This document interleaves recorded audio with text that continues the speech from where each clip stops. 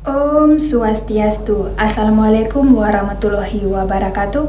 Shalom, namo buddhaya, salam kebajikan dan salam harmoni. Perkenalkan, nama saya Erti Sabaru Ginting dengan NIM 24110111032 dari absen 24 dari kelas BKA. Di sini saya akan menyelesaikan tugas akhir saya dari mata kuliah mikrokonseling lanjut yang diampu oleh Bapak Wayan Eka Paramarta SPD MPD. Jadi di sini saya akan membuat salah satu video konseling. Selamat menyaksikan. Selamat pagi. Selamat pagi, Bu. Ambil dulu tempat duduk kamu yang senyaman mungkin ya. Sebelumnya, kamu apa kabar hari ini? Kabar saya hari ini cukup baik, Ibu. Baik, semoga kamu tetap diberikan kesehatan dan selalu dilindungi ya. Ini, Bu. Sebelum kita memasuki kegiatan kita hari ini, alangkah baiknya kita berdoa terlebih dahulu ya, supaya kegiatan kita hari ini dilancarkan. Baik, Apakah Ibu. kamu bersedia? Iya, Ibu. Baik, sekarang kita berdoa sesuai dengan agama kita masing-masing ya. Doa dimulai.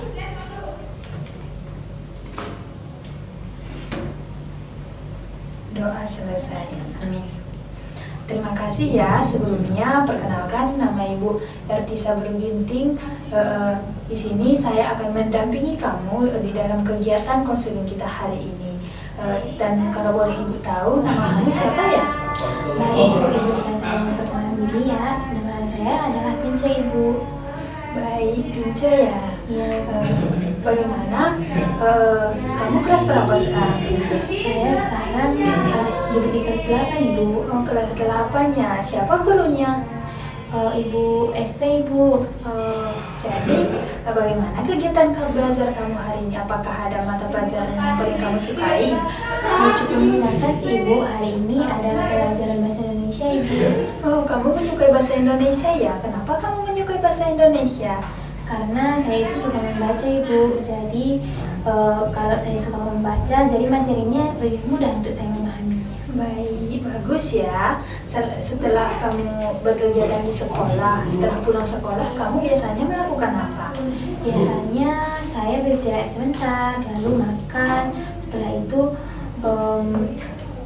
membantu mama. Kalau ada waktu luang, saya juga Bu?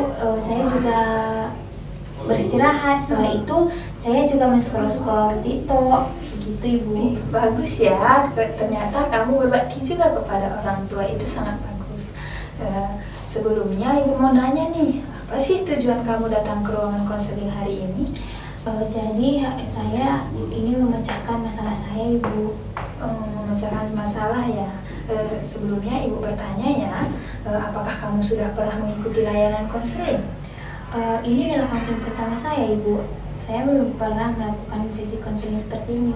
Oh, tidak apa-apa ya, banyak juga kok orang yang belum pernah konseling datang ke sini. Jadi wajar kalau kamu masih merasa gugup-gugup ya. Iya. Jadi di sini Ibu jelaskan dulu ya apa itu konseling. Jadi konseling itu adalah proses membantu yang diberikan oleh konselor kepada konseli untuk memecahkan suatu masalah. Jadi di sini nanti kamu bisa bercerita dengan terbuka dan Ibu akan membantu kamu dan mendengarkan tanpa menghakimi. Jadi kamu jangan takut ya.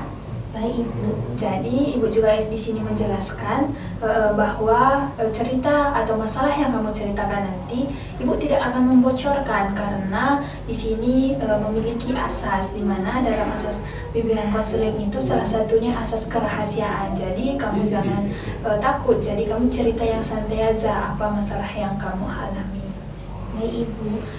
Untuk itu, apakah kamu bersedia mengikuti sesi konseling kita hari ini?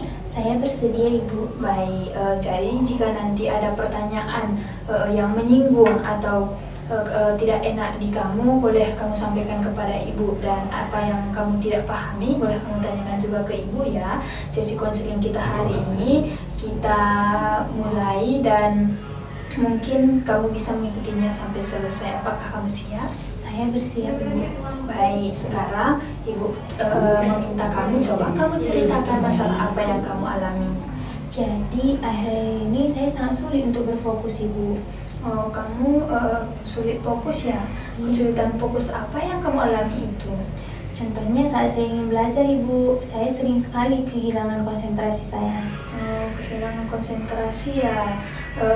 Kehilangan konsentrasi itu seperti apa? Saat saya mulai belajar, saya itu langsung teralihkan Ibu. Oh, teralihkan ya. Kamu teralihkan ke apa biasanya? Biasanya itu ke handphone Ibu. Oh, ke handphonenya. Kalau ke handphone itu biasanya apa sih yang kamu lakukan? Contohnya ini Bu, saya ingin belajar, saya meletakkan handphone saya. Setelah itu saya mendengar notifikasi, jadinya saya langsung teralihkan Bu. Oh, jadi ketika kamu mendengar notifikasi, kamu teralihkannya. Kamu ingin membukanya itu sebentar atau lama saat belajar? Sebenarnya sih sebentar Ibu, tapi lama-kelamaan jadi lama. Oh, baik. Sebelumnya Ibu ingin bertanya sebentar ya. Apakah kamu mengizinkan Ibu untuk mencatat poin-poin penting Ibu mengambil catatan Ibu? Silahkan Ibu. Baik, terima kasih ya. Baik, jadi selanjutnya itu coba kamu ceritakan lagi ketika kamu bermain HP itu keteteran, apa yang kamu rasakan? Waktu yang kamu sia-siakan itu, apa yang kamu rasakan? Saya menjadi merasa sedih Ibu, dan saya sudah membuangkan waktu dan tugas saya tidak selesai jadinya. Oh, baik, berarti kamu memang mau belajar ya, tetapi fokus kamu itu mudah teralihkan. Iya Ibu, betul sekali. Baik, selain handphone, apakah ada hal lain yang mengganggu konsentrasi belajar kamu? Mungkin bisa seperti biasanya Ibu, seperti adik saya, suasana rumah yang ramai, dan seperti biasalah Ibu kalau di suasana rumah di malam hari. Suasana rumah itu yang ramai itu seperti apa? Contohnya itu seperti adik saya yang bermain, ruang keluarga yang televisinya itu hidup Ibu. Oh, berarti ada gangguan dari lingkungan sekitar kamu ya? Iya Ibu, betul sekali. Berarti memang kamu mau belajar, tetapi memang ada selalu beberapa hal yang selalu mengganggu konsentrasi belajar kamu. Jadi ketika kondisi itu terjadi, bagaimana pengaruhnya terhadap kondisi belajar kamu? Pengaruhnya itu jadi nilai saya itu udah menjadi turun Ibu, karena saya kurang berkonsentrasi belajar. Jadi kan saya itu kurang belajar seperti itu, jadinya nilai ulangan saya menjadi turun Ibu. Oh, jadi nilai kamu turun ya gara-gara kehilangan konsentrasi belajar. Jadi kalau nilai kamu itu turun, bagaimana perasaan kamu? Perasaan saya sangat sedih Ibu. Saya sangat takut mengecewakan orang tua saya, terutama mama saya. Baik, terima kasih ya. Kamu sudah sangat jujur kepada Ibu di sini. Kamu sudah terbuka kepada Ibu. Terus, jadi masalah kamu ini, apakah mama atau orang tua tahu?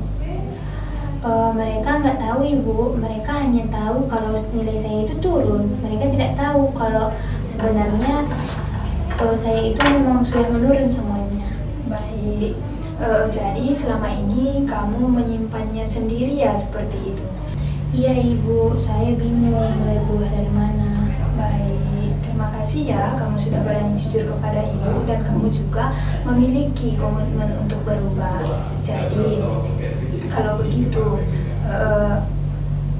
kondisi, kalau memang ini mau kamu berubah, kondisi apa nanti yang kamu harapkan dalam kondisi belajar kamu? Saya ingin lebih berkonsentrasi lagi Ibu. Saya ingin menghilangkan cara saya yang seperti biasanya itu Ibu, yang mudah terganggu saat ingin belajar. Baik, jadi Ibu dapat simpulkan bahwa kamu itu mau berubah dan kamu itu mau meningkatkan konsentrasi dan fokus belajar kamu supaya tidak mudah teralihkan lagi ya. Dan kamu mau memiliki nilai yang baik, seperti itu? Iya Ibu, saya ingin sekali meningkatkan nilai saya. Baik, terima kasih ya. Kalau Ibu lihat dari masalah kamu, masalah apa sih yang kamu mau kita selesaikan terlebih dahulu? Saya ingin menyelesaikan masalah saya yang sulit untuk berkonsentrasi itu Ibu. Baik, kalau memang ini nanti bisa diatasi, kondisi belajar apa yang kamu harapkan? Saya lebih bisa berkonsentrasi, saya mudah untuk berfokus, dan setelah itu saya bisa meningkatkan nilai saya Ibu. Baik, apa sih manfaatnya kalau kamu fokus belajar? Manfaatnya itu tugas saya cepat selesai Ibu. Baik, jadi tujuan yang kamu capai itu sangat bagus ya, karena kalau kamu meningkatkan fokus belajar kamu mau mendapatkan tugas yang bagus dan nilai yang baik. Baik, kalau begitu, apakah kamu siap bekerja sama dengan Ibu untuk mencapai tujuan dalam sesi konseling hari ini? Saya bersedia Ibu. Baik, kalau Ibu lihat dari masalah kamu, Ibu menggunakan konseling behavioristik. Jadi, apakah kamu pernah mendengar konseling behavioristik ini? Belum Ibu, ini adalah pertama sekali saya mendengarnya Ibu. Baik, jadi kita lihat bahwa konseling behavioristik itu adalah pendekatan untuk membantu seseorang. Jadi nanti di sini mengubah perilaku kebiasaan yang kurang membantu menjadi lebih positif untuk kamu. Jadi kita ini akan melakukan beberapa latihan yang secara bertahap. Baik Ibu. Baik, dalam pendekatan ini, di dalam teknik behavioristik ini, Ibu memilih menggunakan teknik self management. Apakah kamu sudah pernah juga mendengarkan teknik ini? Belum Ibu, ini pertama kalinya saya mendengarkan teknik self management itu. Baik, tidak apa-apa ya kamu belum pernah mendengarnya, tapi kita bisa menggunakan ini karena teknik self management ini adalah cara untuk membantu kamu mengatur perilaku kamu sendiri. Jadi kamu yang mengatur. Kalau kamu memang ada kemauan, pasti itu bisa berubah. Jadi kamu membiasakan perilaku baru, Ibu akan mendampingi kamu. Oke Ibu, berarti saya juga harus ikut berusaha ya? Iya, betul sekali Pince. Jadi keberhasilan perubahan itu nanti dari diri kamu sendiri. Jadi tapi Ibu percaya kamu sangat bisa melakukannya. Baik Ibu. Bagus, kalau memang begitu kita mulai langkah pertama terlebih dahulu ya. Kita menggunakan teknik self management, yaitu mengenali kebiasaan diri kamu sendiri. Jadi kamu harus mengenali dengan kita memakai teknik self monitoring. Baik Ibu. Jadi di sini Ibu menjelaskan terlebih dahulu apa itu self monitoringnya. Jadi self monitoring itu adalah mengamati, mengetahui perilaku sendiri atau kebiasaan yang kamu alami itu apa. Jadi kamu mengenalinya sendiri. Apakah menurut kamu itu penting? Penting Ibu, karena kalau kita tidak tahu apa penyebabnya, bagaimana merubahnya? Iya, betul sekali. Sekarang coba kamu ingat dulu kembali, jam berapa kamu semalam belajar? Kira-kira jam 7 malam Ibu. Saat jam 7 malam itu kamu mengerjakan apa? Saya mengerjakan bahasa Indonesia Ibu. Oh, bahasa Indonesia ya. Ketika kamu belajar itu, apa yang pertama kamu lakukan? Yang pertama saya lakukan itu saya membuka buku saya, lalu saya mulai mengerjakannya Ibu. Tetapi belum beberapa saat konsentrasi saya langsung hilang Ibu. Baik, seperti yang masalah kamu ceritakan kepada Ibu tadi.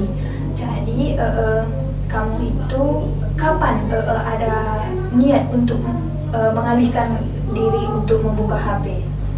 Saat belum beberapa menit sih Ibu, kira-kira baru 10 menit belajar, saya itu langsung kehilangan konsentrasi saya Ibu. Oh, karena apa kamu bisa mau mengambil HP? Contohnya itu ketika saya mendengar notifikasi Ibu, notifikasi dari handphone saya.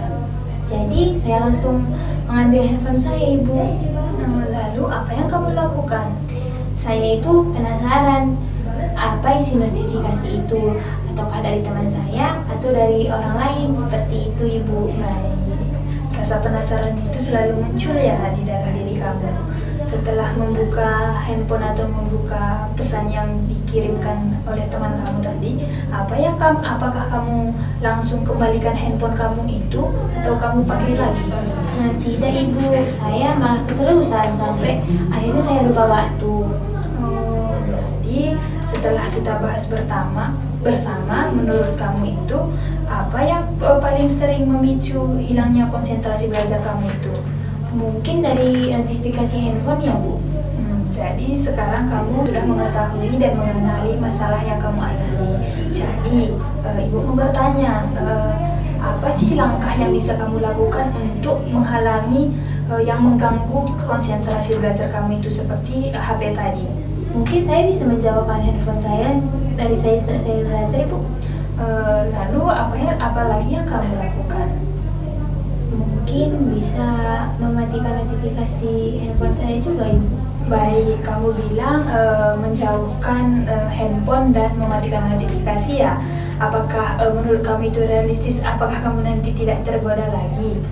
Mungkin belum sih Ibu. Jadi apa yang bisa kamu lakukan lagi? Mungkin bisa dengan cara saya menitipkan handphone saya ke Mama.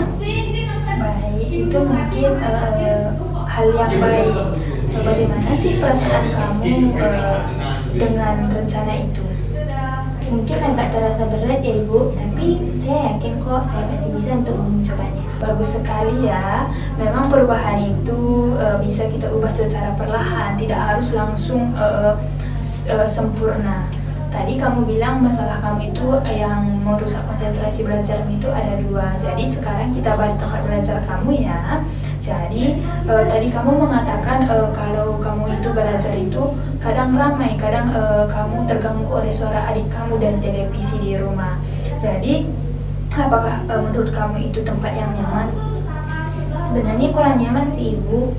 Baik, kalau begitu, apakah ada tempat lain yang menurut kamu nyaman untuk kamu belajar? Ada sih Ibu, saya bisa belajar di kamar saya. Baik, kamu sudah mengetahui bahwa kalau kamu mengerjakannya di ruang tamu atau dekat adik kamu pasti terganggu. Jadi kamu memilih untuk belajar di kamar kamu ya. Baik, kalau begitu, apa keuntungannya kalau kamu belajar di kamar? Kalau saya belajar di kamar, jadi suasananya lebih tenang lagi Ibu, dan saya bisa lebih berkonsentrasi lagi. Baik, jadi sejauh ini kita sudah menemukan 2 solusi ya dari permasalahan kamu.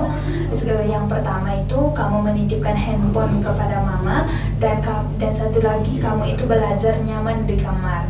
Apakah kamu setuju dengan langkah yang kita buat ini?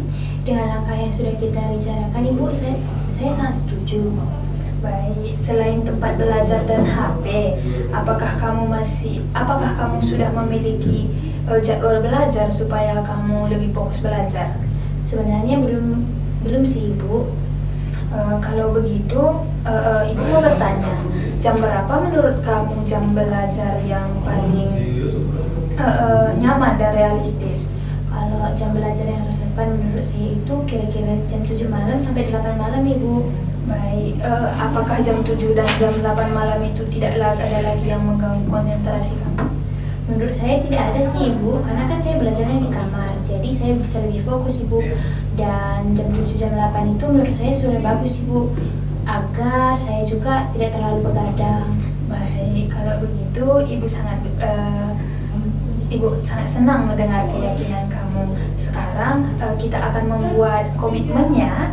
Jadi kita akan membuat komitmen sederhana agar rencana kamu ini lebih mudah dijalankan. Jadi Ibu akan memberikan kamu lembar komitmennya. Jadi kamu nanti mengisi lembar ini. Ini adalah lembar komitmen atau self kontrak. Lembar itu akan menjadi pengingat untuk diri kamu sendiri. Apakah kamu siap mengisinya bersama Ibu? Siap Ibu, saya siap untuk mengisinya. Baik, sekarang coba kamu sebutkan target apa yang ingin kamu capai mulai hari ini. Saya ingin lebih fokus lagi untuk belajar dan tidak bermain HP lagi Ibu. Baik, sekarang coba kamu tuliskan ya di lembar komitmen itu. Baik Ibu.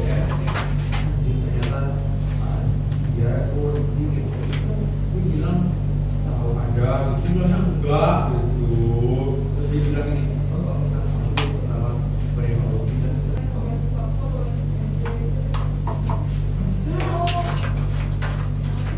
selesai? Sudah Ibu, boleh Ibu lihat ya. Jadi komitmen kamu di sini, kamu belajar setiap hari pukul 7 sampai jam 8, belajar di kamar dan mematikan HP dan menitipkannya kepada mama sampai selesai belajar. Apakah komitmen yang kamu buat ini bisa kamu jalankan? Iya Ibu, saya merasa saya bisa. Saya akan berusaha Ibu untuk menjalankannya supaya target saya ini tercapai. Baik, luar biasa sekali ya. Ini kamu sudah menunjukkan kamu siap untuk berubah. Jadi dengan rencana yang sudah kamu buat ini, Ibu percaya kamu mampu menjalankannya dengan sungguh-sungguh. Baik Ibu. Baik, jadi terima kasih Pince, kamu sudah membuat rencana perubahan dan sudah membuat komitmen untuk menjalankannya. Sekarang Ibu ingin mengajakmu memikirkan satu hal. Kalau kamu berhasil mencapai target dan komitmenmu ini, apa hadiah yang ingin kamu berikan kepada diri kamu? Mungkin saya akan memberikan kepada diri saya itu, saya akan menonton film favorit saya Ibu. Dari menonton merupakan juga salah satu hadiah kepada diri kamu ya.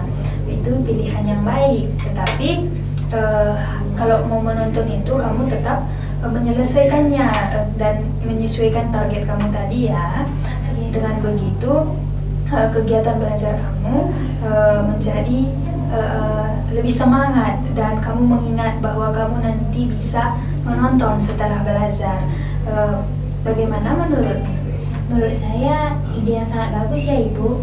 Baik, betul sekali. Jadi Ibu ingin bertanya lagi kepada kamu. Setelah kita berdiskusi dari awal sampai akhir, apa hal yang paling berkesan atau paling yang kamu sadari tentang diri kamu? Ternyata perubahan yang membuat saya itu ternyata itu ada dalam diri saya sendiri Ibu. Bukan dari orang lain seperti itu. Mulai dari konsentrasi saya yang susah fokus dan bermain handphone, itu semua itu penyebabnya dari saya sendiri Ibu. Baik, artinya sekarang kamu sudah menyadari dan mengenali masalah kamu sendiri. Jadi menurut Ibu ini adalah langkah awal yang sangat baik buat kamu. Baik Ibu. Jadi sekarang Ibu mau kamu menjelaskan kembali rencana yang sudah kamu rancang dan untuk kamu lakukan untuk mulai malam ini. Jadi nanti setiap pukul jam 7 malam sampai 8 saya itu belajar di kamar Ibu, dan saya menitipkan handphone saya kepada Mama agar saya itu lebih fokus dan berkonsentrasi saat saya ingin memulai belajar, agar tugas saya itu selesai tepat waktu dan saya bisa meningkatkan lagi nilai saya. Baik, jadi kalau nanti ada pemikiran kamu untuk melanggar itu, apa yang kamu lakukan? Saya langsung ingat Ibu, apa target awal kita dalam konseling ini. Saya tidak harus mengingat bahwa jangan menyia-nyiakan apa yang telah kita bincangkan ini. Baik, bagus sekali ya, kamu sudah mengingat rencana yang sudah kita buat. Menurut kamu, seberapa yakin kamu bisa menjalankan ini? Kalau dipilih dari angka 1 sampai 8, seberapa yakin kamu dengan rencana kita ini? Saya memberi angka 5 Ibu. 5? Kenapa kamu memilih angka 5?